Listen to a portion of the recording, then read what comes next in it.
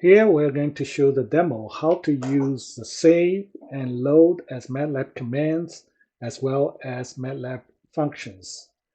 Also, we're going to show you how to use the text read function. Before we start, please download the file called chapter11.mlx, and this is a live script file. First, let's look at how to use save as a Matlab command. As you know, the feature of the save command is to store the workspace variables in a Matlab file. And you can save the entire workspace, or you can pick a set of variables to save into a file. Here, we're going to create 3 variables. The first is a vector of 10 random values. And the second is a string. And the third is a Boolean value.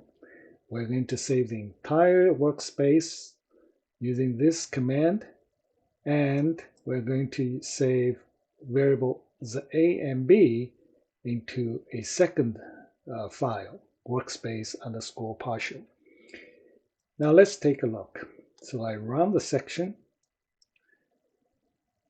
and you can see 2 workspace files are created. One is for the entire workspace. If I select it, you will see the content in the file viewer window, and it includes all 3 variables. And if we check the second one, you can see only 2 variables.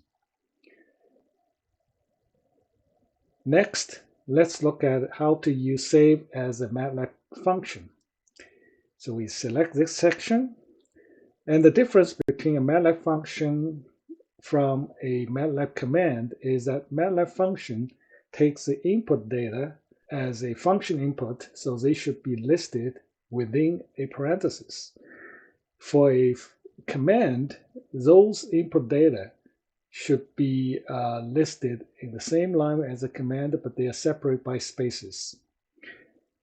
Now let's look at this piece of code, and it will create 2 workspace files, and one is for the entire workspace, and the other is for the partial workspace with variables A and B. So I just say workspace_fun as a file name, so that just to make a difference from the workspace file we just used. So let's run this section. All right, so we have 2 additional Matlab files created, the MAT files. If I check the first one, it includes 3 variables, and the second one, only 2 variables. Next, let's look at how to use the load as Matlab command. Here is how it works. So first of all, let's clear the workspace first, and then we load the workspace file. In this case, I'm not going to load the entire workspace. Instead, I'm going to select 2 variables called A and B. So let's see how it works. After we run the script, and you will see that 2 variables are loaded from the workspace file. They're A and B.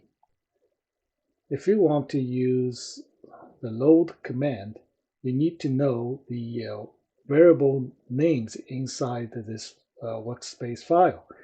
And if you don't know that, and there will be some warning errors. And the next example is just to show the case. For example, I'm going to load variable A and D from the workspace file. However, as you know, that the variable D does not exist in the file. So let's see how it works. And at this point, you will see that there is a warning error. As for the warning error, it means that the command will still be executed, but it's not executed fully. And because it only finds the variable A in the workspace file, so it will pick up the A and put it in the workspace. However, variable D is not there, so it will give you a warning message. Next, let's see how we can use the load as a function. Here is the example. So because it's a function, every input data should be in the parentheses. So we have the file name here, and we have two variable names here. And they are all in string format. Now, if we run this, what we get is not variable A and B. Instead, is something like a structure. So let's look at what's inside the structure. So this structure is V, so it's just typing V in the command window and hit enter. And here you will see the structure has two fields. One is called A. It's a vector of 10 random values, and the second is a string. So in other words, if we use load as a function, what you get is a structure. And the field names of the structure will be the variable names that you're going to load from the workspace file. Okay, next we're going to talk about the text read function. And we discussed this function before, but the text read function reads data from a file specified by the file name, followed by a format string, and the n is how many times this format will be used. Usually when we specify the format, it will define the data in one row or in one line in the text file.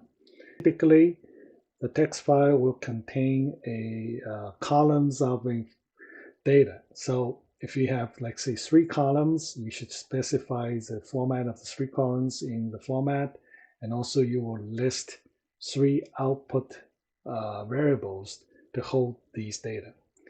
So in this case, what we're going to do is to read a text file called invoice.txt. And you should also download this file to the current folder so that you can read it. So let's look at it. So, well, this file contains 3 columns of data. The first column will be string, and the second column will be numerical values, and the third column will be numerical value 2. And here is the format string that we use. So we have a first column is a string, second column is numerical values, third column will be numerical value 2. And if we don't specify the n, it will read the entire file. So let's see how it works. We run the section.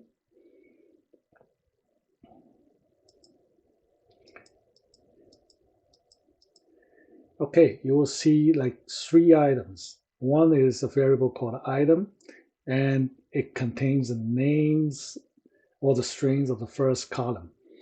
And because it is a string for each element, usually we're going to use a cell array, because the strings can have different sizes. And the second and the third row are all numerical values, so they are all vectors. So this is how to use a text read function.